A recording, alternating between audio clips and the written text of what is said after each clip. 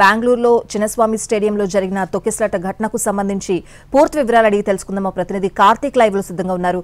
కార్తీక్, ఇప్పటివరకు 11 మంది మృతి చెందినట్లు తెలుస్తోంది. ఈ తొక్కిసలాట ఘటనలో గాయపడ్డ వాళ్ళ పరిస్థితి ఏ విధంగా ఉంది? ప్రభుత్వం ఎటువంటి చర్యలు చేపట్టింది? రైట్ స్వాతి, ఏదైతే నిన్న జరిగినటువంటి తొక్కిసలాటలో దాదాపు 18 సంవత్సరాల తర్వాత వచ్చినటువంటి గెలుపును ఆనందించే లోపలే ఆర్తనానాడు అనేది కూడా స్టేడియం బయట మొత్తం కూడా కనబడుతుంది. అయితే ఇప్పటి వరకు కూడా 11 మంది చనిపోయారు, 33 మంది ఇప్పటికే కూడా ఆసుపత్రిలో చికిత్స పొందుతున్నారు. అయితే గ్రౌండ్లో ఏ విధంగా పరిస్థితి ఉందంటే గ్రౌండ్ బయట ఇప్పటికే మనకు కనబడుతూ ఉంది.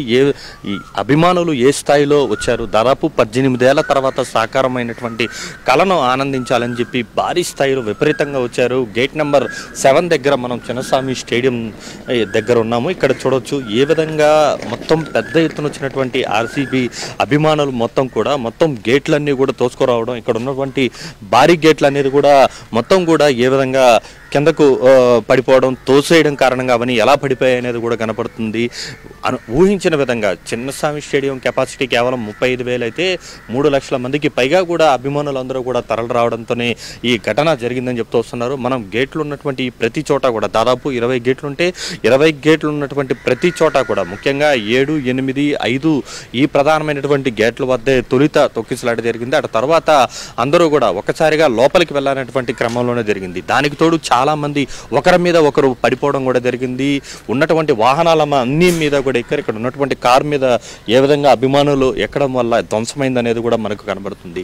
పూర్తి స్థాయిలో దాదాపు 100ల సంఖ్యలో అభిమానులు అందరూ కూడా కార్ల మీద ఎక్కి లోపలికి వెళ్ళేటువంటి ప్రయత్నం చేసేటువంటి క్రమం జరిగింది. పక్కన ఉన్నటువంటి ఏవైతే ఇల్లు ఉంటాయో వాటికి కట్టినటువంటి రేకులు వాటన్నిటిని కూడా దాటుకొని మరి వాటన్నిటిని తోసేసుకుంటూ కూడా రావడం కూడా జరిగింది. ఇది ఒకటే మనకు కళ్ళ ఎదురుగానే కనబడుతుంది. అభిమానులు ఒకరి మీద ఒకరు ఏ విధంగా ఉండిపోయారు, కార్ల మీద ఎక్కి నిలబడుకోవడం వల్ల ఇలాగా చుట్టుపక్కల ఉన్నటువంటి 7-8 కార్ల వరకు కూడా పూర్తిగా ధ్వంసమైనట్టుగా కూడా పోలీసు అధికారులు చెప్తూ వస్తున్నారు. ఊహించిన విధంగా మొదట విధాన సౌధలో సన్మానం సభ అనేది కూడా జరగాలి. అహ్మదాబాద్ నుంచి వచ్చిన వెంటనే అక్కడ సన్మానం జరిగింది. దాని తర్వాత ఒక భారీ ర్యాలీగా కూడా రావాల్సినటువంటి పరిస్థితి. అయితే అంతకంటే ముందుగానే నిర్వాహకులు ఒక అంచనా అనేది కూడా వేయలేకపోయారు. ఏ స్థాయిలో అభిమానులు వస్తారో అనేది ఏదైతే అంచనా వేయకుండానే అక్కడ ఉన్నటువంటి పరిస్థితిని అంచనా వేయకుండానే ఒక్కసారిగా కూడా గేట్లు తెరిచేటువంటి ప్రయత్నం చేశారు. ఈ నేపథ్యంలోనే గేట్ నెంబర్ 5 దగ్గర తొలిత తెలిస్తే మిగతా అన్ని గేట్లు కూడా తెరిచారేమో అనుకుని వెనకాల ఉన్నటువంటి అభిమానులందరూ కూడా ఒక్కసారిగా కూడా దూసుకు వచ్చేటువంటి ప్రయత్నం చేశారు. అందుకే ఎక్కడ చూడు మొత్తం కూడా తొక్కిసలాట కారణంగా ఈ చెప్పులంతా కూడా పడిపోయినాయి. ఇక్కడ ఉన్నటువంటి మొత్తం భారీ గేట్లు అన్నీ కూడా పూర్తిగా ఏ విధంగా మొత్తం కూడా కింద పడిపోయినాయి అనేది కూడా మనకు కనబడుతుంది. దాదాపు 3 లక్షల మందికి పైగా కూడా మొత్తం కిక్కిరిచిపోయినటువంటి పరిస్థితి, ఎటు వెళ్ళలేనటువంటి పరిస్థితుల్లో మొత్తం అభిమానులు ఉండిపోయారు. ఎందుకంటే ముఖ్యంగా యువత, చిన్నపిల్లలు అనే వాళ్ళు కూడా ఎక్కువ మంది ఉండడం కారణంగా ఈ యొక్క తోపిరాట అనేది లోపలికి వెళ్ళాలనేటువంటి ఉత్సాహం అనేది ఎక్కువైందని చెప్పుకోవాలి.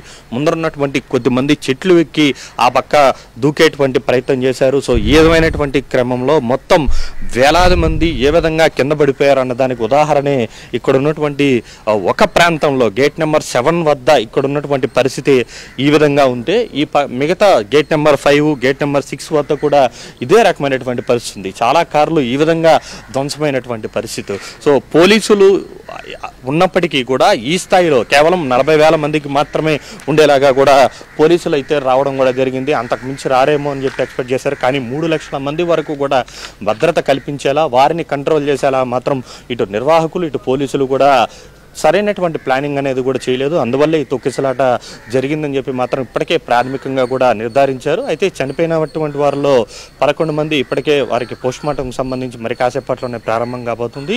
మిగిలిన 33 మంది కూడా వివిధ హాస్పిటల్స్లో చికిత్స పొందుతూ ఉన్నారు. వారందరికీ కూడా మెరుగైన వైద్యం అందించాలని చెప్పి ఇప్పటికే సిద్ధారామయ్య ఆదేశాలను కూడా జారీ చేశారు. జ్యుడిషియల్ ఎంక్వైరీ అనేది కూడా ఈరోజు మధ్యాహ్నం లోపల ఒక కమిటీ అనేది కూడా జ్యుడిషియల్కి సంబంధించి కూడా ఏర్పాటు కాబోతుంది. అయితే దీని మీద రాజకీయ విమర్శలు చేయొద్దండి, అనుకోని విధంగా జరిగినటువంటి ఈ ఘటనను రాజకీయంగా చూడొద్దంటూ మాత్రం సిద్ధారామయ్య కోరుతున్నటువంటి పరిస్థితి. ఈ ఘటన మీద ఇప్పటికే ఆర్సీబీ టీం కావచ్చు, విరాట్ కోహ్లీ కూడా స్పందించడం కూడా జరిగింది. వారందరికీ బాధిత కుటుంబాలందరికీ కూడా తాము అండగా ఉంటాము, క్షమాపణలను కూడా చెప్పడం కూడా జరిగింది. Right Karthik, thank you.